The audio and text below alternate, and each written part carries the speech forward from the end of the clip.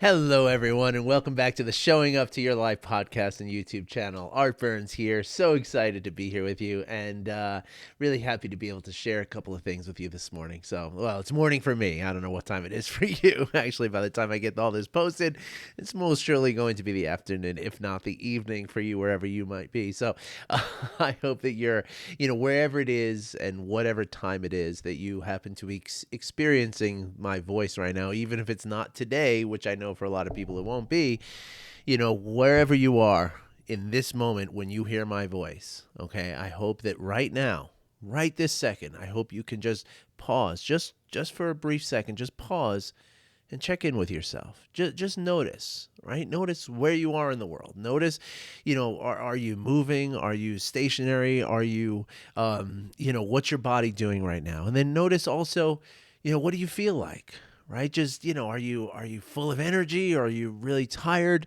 And just accept it, okay? And then just notice that you're here in this present moment, right? And just accept it, and in this present moment, just consider that just like you, everyone around you suffers sometimes, right? And just noticing those few things, right? What it does is it brings you into the present moment. It helps to calm your nervous system a little bit, helps to tune your organism, your biological organism, to be open to experiences and to be connected to this whole thing that we call the world and humanity and life.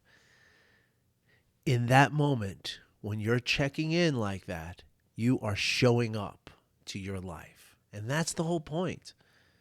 And so I hope you're able to do that in this moment. I hope you enjoyed doing that in this moment. And now the thing is that if you can do it in this moment, you can do it in the present moment, right? Which is just an eternal, it's not a clock time, right? It's not like this moment is followed by the next moment, which followed by the next moment. I mean, sure, we can look at it that way because we like to see things as a sort of linear passage of time or a change of circumstances, if you will, right?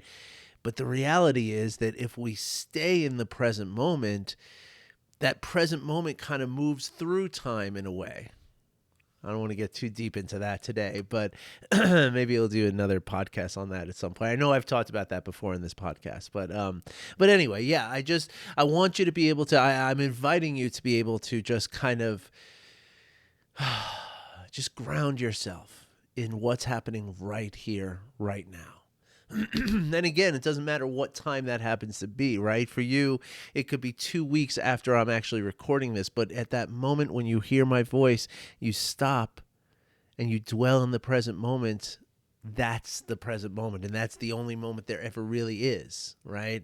I know I said I wasn't going to get too into it, but I guess I am a little bit. But that's the thing, right? That the future that we perceive, right, or the future that we really imagine, right? Because the future is completely imaginary because it hasn't happened yet. So there is no future, right? Yet, right? And then the past, right? When we're remembering something from the past, our memory is greatly influenced by the present moment. And so therefore, the story I told you the other day about the Jeep, right? When I'm sitting there in a restaurant or a coffee shop feeling really happy and I see this Jeep that was the same color as the Jeep I used to have, well, it brought me back to these joyous memories. This just wonderful, like there couldn't have been anything wrong with this Jeep at all. It was the best thing ever, right? But if I was having a hard time, maybe I would remember some of the other points of the Jeep, right? Which are that, it was a lot of hard work. There was a lot of repairs I had to do that didn't have air conditioning. It got terrible gas mileage. I was living in an apartment with like 3 different tops to this Jeep. It like ruled my life. And it was a very negative experience in a lot of ways, right? And that's a microcosm for life, right? That there were lots of very positive experiences with the Jeep, and there were also lots of negative experiences with the Jeep, right? The Jeep was just the Jeep, right? The experiences were what I was going through in relationship to the Jeep. But anyway, the point is, though, that my memory, right, like this past experience that I had with the Jeep, it could be one or the other. It could be both. It could be neither. And so therefore it's not like a thing. It's imaginary. It doesn't really exist. It only exists in my memory and my nervous system. And so therefore, the only moment that we really have, the only time that we can really be tangibly present is in the now, in the present moment. And that's what we try to do with mindfulness, right? When we practice mindfulness, what we're doing is we're practicing being here in the present moment, right? We're practicing, cultivating this presence and resisting the urge to shape the experiences, right? And to shape the experiences through our expectations, through our sort of tendencies of our mind to perceive things in a certain way. Right? And that's a lot of what we have to let go in mindfulness. So that's what mindfulness trains us to do, is to let go of that, right? Because a lot of times, and this is really the topic for today, a lot of times when we're experiencing things in our lives, there's what mindfulness asks us to do is to experience things in an openness, right? And in a present moment openness, which is to say that if I am fully here and now, right? What that means is, as I experience things coming into my, or as I experience things with my entire, because here's the thing, like, let's back up for a second, okay? When we talk about the mind, right, a lot of people will use it synonymously with the brain, right? And this is kind of part of the issue, and this is why mindfulness is such a great tool for so many people, right? Because let me explain what I mean by that. So Jon Kabat-Zinn has this great saying that he talks about, that he says that most people walk around thinking that their body is just there to hold their head on it, right? So that they can think their way through life, because most of us live our lives in our heads, right? Now, it's not your fault. We've been influenced to do this by many forces, okay? And so it's not something that you're at fault for doing, right? This is not something that's wrong with you, okay? But most people wind up living life in their heads, right? And so when we're doing that, right? And so wait, hold on, before I get into that. So let's talk about what the mind is, right? And let me have a little sip of tea here. Sorry, I make this delicious cup of tea just before I record my podcast, and then it's cold by the time I'm done. So I'm trying to enjoy it a little bit, and also just get that good tea in me. It just feels good. So anyway, so a lot of times people might kind of conflate or again, equate the brain and the mind. Right? They think of one and the same, right? And I mean, this is some psychologists talking this way, right? But I prefer, in my mindfulness studies and research and learning, and I mean, for the last, almost 10 years now, I've been studying this, right? So I've heard from many, many different sources of information, right? And so as much as there are people who believe that that the mind and the brain are basically the same thing, or that the like William James, I think, even said in the seminal psychology book that he wrote in the early 1900s, right, that and again, there's a whole school of thought that believes that the mind is just the activity of the brain, right? So the mind is the way to think. The mind is the consciousness. The mind is the processing, and that part of it, I think, is real. I think the process part is right, and that's what Dr. Dan Siegel, who I'm taking a course with right now, he likes to talk about it as the mind being a process that regulates information and energy flow. Okay, I love the guy. So I mean, to me, he's very brilliant, and I really subscribe to a lot of the ways that he looks at things. And so when we look at the mind as that, right, as a process that regulates something, right, and what does it regulate? It regulates the way that our body, kind of produces and processes energy and information flow. Right now, I don't know that I'm ready to give a full lecture on that topic right now, so let's leave that for because I'm in the middle of this course. But essentially, the idea of energy and information flow, like even if you have, like what I'm doing right now is energy and information flow, right? So I have a thought, right, which is a synaptic, electrochemical thing that happens in my brain, right? And it literally, like, there's an electrical impulse that's moving across a couple of different neurons through a myelinated sheath, and it's creating this thought, right?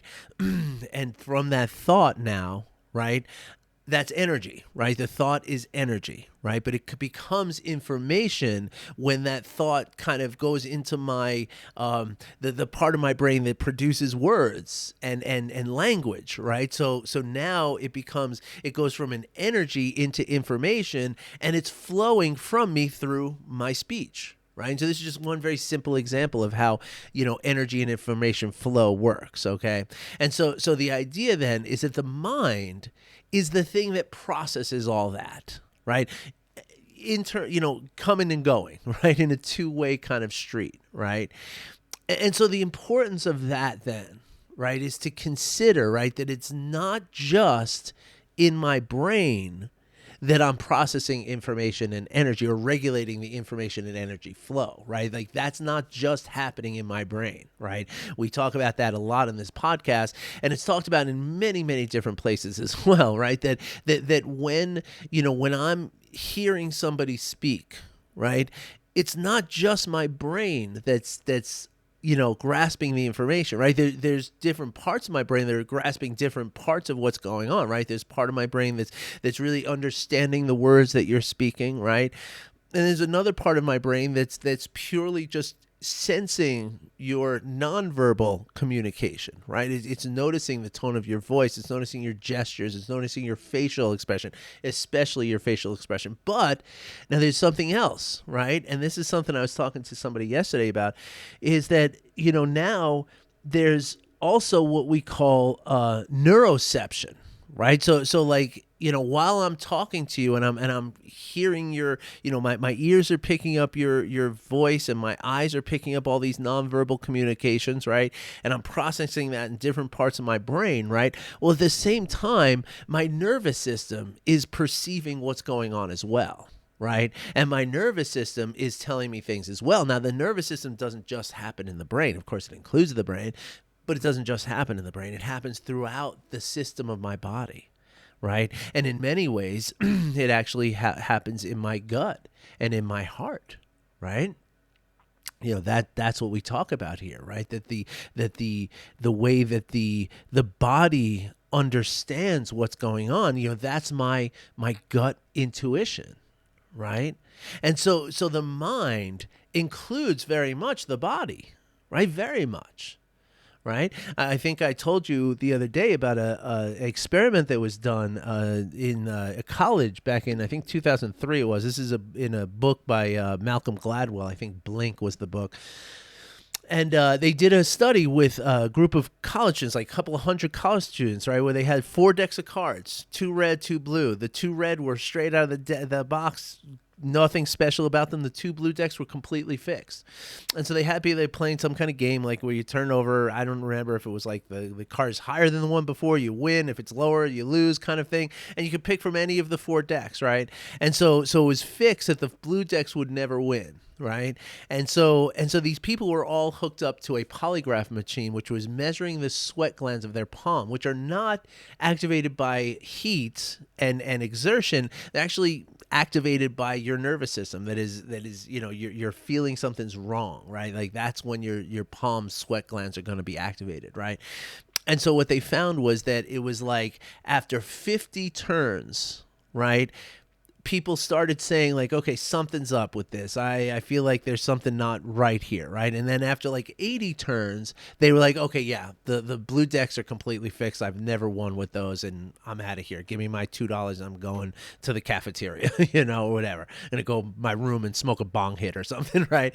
And so, because that's what we did in college, right? And so, but the thing is, right? So after 50 turns, they had some kind of inkling. After 80 turns, they were sure, right? That makes sense, right? It took that long. So like 10 cards out of each pile, seems reasonable, right? Or 12 cards out of each pile, that seems reasonable to like kind of say, okay, something's up here. 12 times I've drawn from these cards. I've never won. I've always won on these.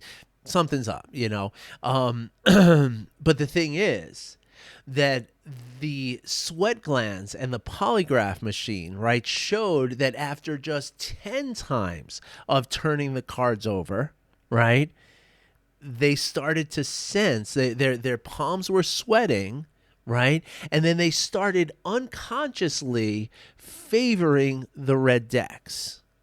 So their body knew that the cards were fixed before their brain knew it. Okay?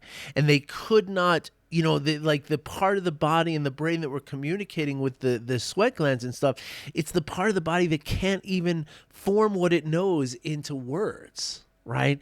It's the ancient part of our body, like the same thing that we had when we were reptiles, right? Like it's that ancient part of our physiological, our neurological body, our nervous system, right? And so this just illustrates the importance of including the body in the mind, right? As we consider the mind, right? That's why a really, any practice that we do in meditation, right? What we're doing is we're coming into our body. We're using the breath to come into the body, right? There's also body scan meditation, which is something I, encourage my clients and students to do all the time, right? Because the body scan, again, that enables you to create a linkage between your skull enclosed brain and the rest of this biological instrument that you have that can communicate and understand and receive and send and all of this stuff that's going on, right? And so in a big way, what we're looking to do is we're looking to, as we train ourselves in mindfulness, what we're inevitably going to do is we're going to start experiencing life with our body as much as we do with our head, right? Our brain.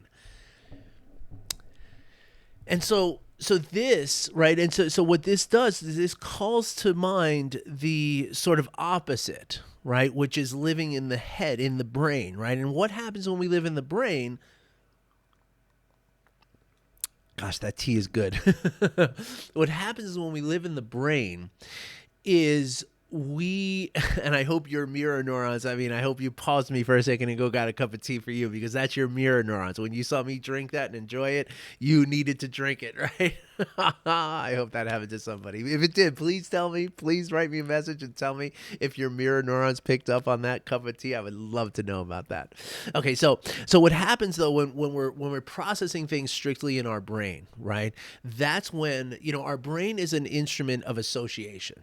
Right? Our brain is constantly 100% 24/7 looking out for things when we're awake, looking out at what we're experiencing and very quickly and very rapidly and very frenetically deciding, okay, safe, dangerous, safe, dangerous, dangerous, safe, dangerous, safe, safe, dangerous, safe, dangerous. And it's making this determination all the time to tell us what's safe and what's dangerous, right? Now, but the thing is, right, that the way the brain does this is through a process of association, right? Which is to say that, if you were bit by a certain kind of dog at some point in your life that was say a black lab mix with a shepherd and a certain kind of shape of dog, every time you see a dog that resembles that dog in your memory, you're going to feel alarm.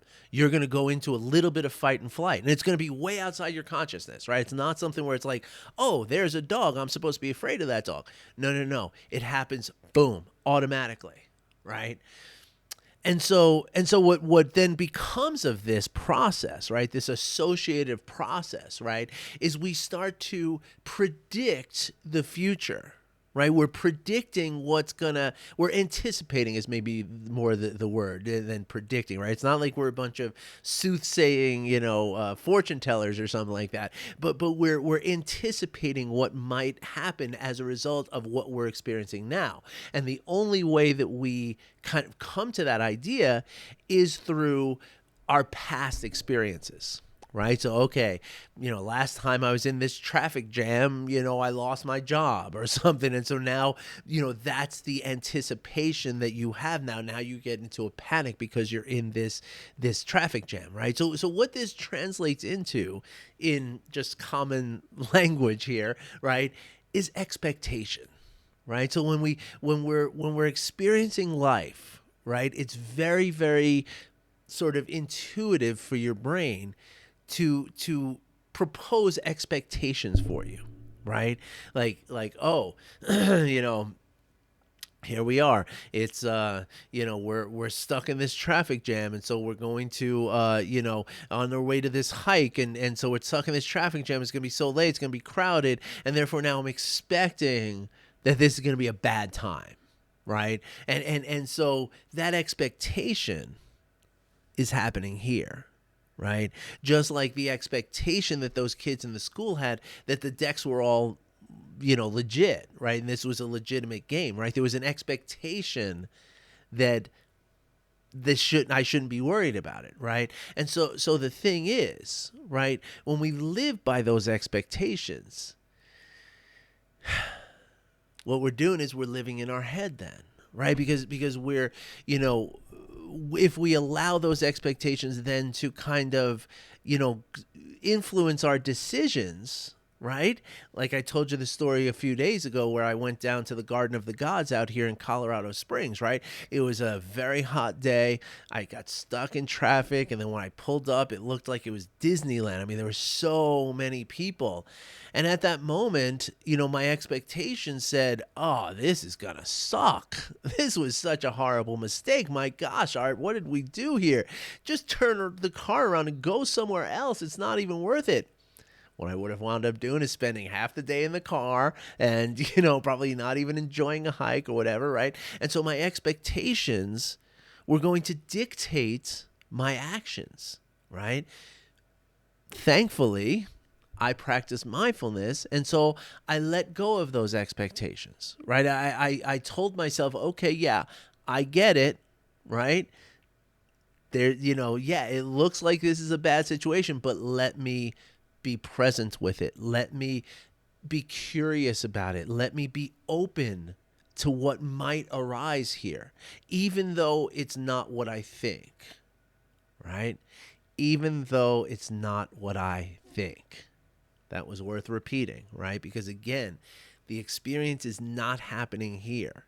The experience is happening in the entirety of my body and even outside my body. Right? Now, we're not going to get too deep into that because we only have a few minutes left, and it's going to take way longer than that, right?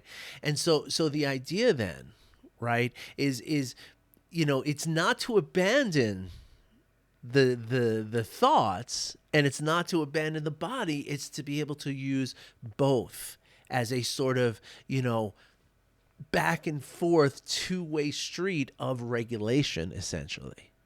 Okay, so let me explain what I mean by that. Okay, so let's say I'm experiencing the traffic and I'm on my way to this hike and I'm having all these thoughts that are saying, okay, yeah, this is bad, this is bad, this is bad. And these are very automatic thoughts, right? This is not happening with my reasoning, right? This is happening very quickly, just as a reaction, right? Every time I get stuck in traffic, it's a bad situation, right? Just kind of reacting to it, right? So now when I'm reacting to it, there's something now happening in my body, right? I'm getting a tension in my chest. Maybe I got some butterflies. Maybe I got some, heat somewhere and some tightness, whatever, right? So now I'm dysregulated, right? And this is where my brain comes back into the picture, right? Because now I have the ability to use the real, the part of my brain that's at the top and the front, right? Which is the part of my brain that makes me human, right? Like that's the special part of the brain that is the thinking part of the brain, the executive functioning of the brain, right?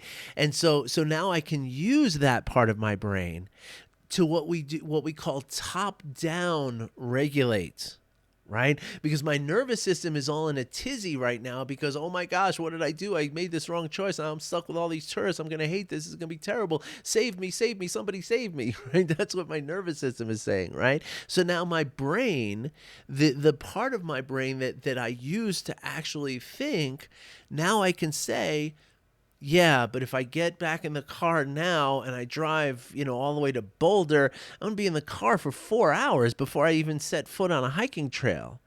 And that's not a good decision, right? And so instead of freaking out and making that decision from that place of panic, my top-down regulation can say, just park the car, walk out to the trails and reassess when you get out there, right? And now as I do that, I start to calm my nervous system, right? This is why we call it top-down regulation. What I'm doing is I'm using the part of my brain, again, that thinks, that is capable of generating thoughts and seeing through in a logic kind of way, a linear kind of understanding of the situation. And I can now down regulate my emotional experience, right? So that's where it's like it's not either or, it's both, right? It's using all of the tools that we have to live our lives, right? So it's about letting go of the expectations of that association based brain that I have, right?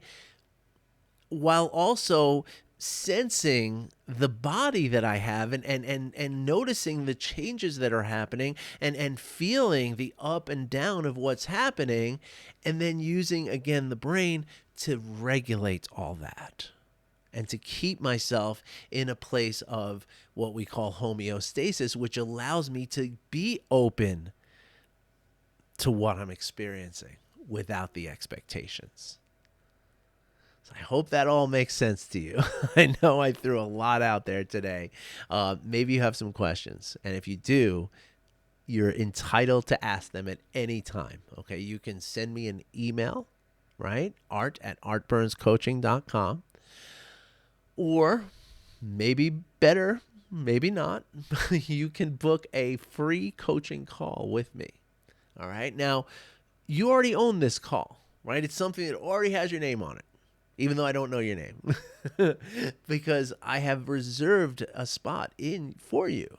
And so, and it's already paid for, right? You don't have to worry about it, right? So all you got to do is book it and then show up. Now, the showing up is an important part. Sometimes people book calls and they don't show up, and that's okay. That's okay. It's not I'm not angry or resentful or anything like that. I totally understand. It'd be nice to be notified beforehand, but that's okay. It's okay. Worst things can happen. I'm open to whatever, right?